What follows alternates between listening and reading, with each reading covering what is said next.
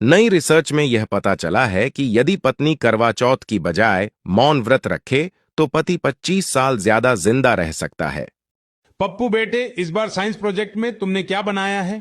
मोदी जी, मैंने एक ऐसी मशीन का ब्लूप्रिंट बनाया है जिसमें इधर से आलू डालो तो उधर से सोना निकलेगा। वाह बेटे वाह, तुम्हारे जैसे ही होनहार स्टूडेंट की देश को जरूरत है। पहले अमेरिका हमें क्या कहता था, तू क्या है? अब हम भी अमेरिका को गर्व से कह सकते हैं, तू क्या है बे? सुबह सुबह योगा करने से शरीर स्वस्थ और मन चंगा रहता है। आपका पसंदीदा योगा कौन सा है नीतीश जी? इसका फेवरेट योगा पलटासन है रे।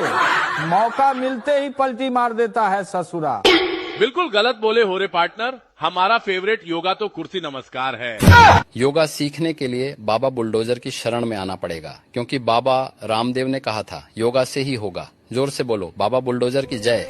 एक बात बताइए तो लालू जी, आप हमेशा गमछा लेकर क्यों घूमते रहते हैं? ई गमछा बड़ी काम की चीज है ससुरा। गर्मी में पसीना पोंछने के काम आता है। रास्ते में चलते चलते अगर नींद आने लगे तो किसी पेड़ के नीचे गमछा बिछाकर आराम से सो सकते हैं।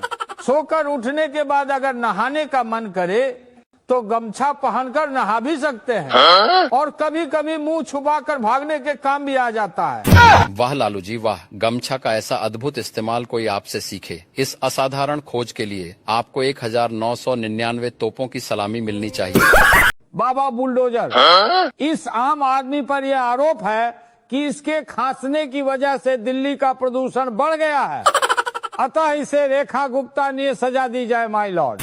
केजरीवाल जी, क्या आप अपना अपराध स्वीकार करते हैं? ये सरासर झूठा आरोप है माय लॉर्ड। मैंने दिल्ली वालों से पहले ही कहा था, अगर मैं हार गया तो सांस लेने के लिए भी उन्हें टैक्स देना पड़ेगा। आज दिल्ली में सांस लेना मुश्किल हो गया है। बात तो बहुत दुखद है केजरीवाल जी, लेकिन कानून तो अंधा होता है एवं सभी सबूतों और गवाहों को मद्देनजर रखते हुए यह अदालत केजरीवाल जी को गुनाहगार मानती है और उन्हें खांसी का सिरप पीने का सख्त आदेश सुनाती है।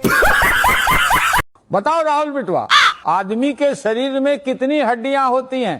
मास्टर जी, आदमी के शरीर में तो 206 हड्डियां होती हैं, लेकिन सुबह सुबह एक हड्डी बढ़कर 207 हो जाती है। इसीलिए बड़े बुजुर्गों ने जल्दी शादी करने की सलाह दी है, नहीं तो इंसान का दिमाग राहुल जी की तरह घास चरने निकल जाता है। और एक बात कान खोलकर सुन लीजिए, अगर दोबारा आपने इस तरह की बकवास की ना तो ऐसी जगह बुलडोजर चलाऊंगा कि 207वीं नंबर की हड्डी कभी उठने लायक नहीं बचेगी।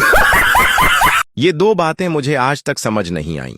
एक तरफ तो महिलाएं कहती हैं कि पुरुष मूर्ख होते हैं और दूसरी तरफ ये भी कहती हैं कि हम पुरुषों से कम नहीं हैं।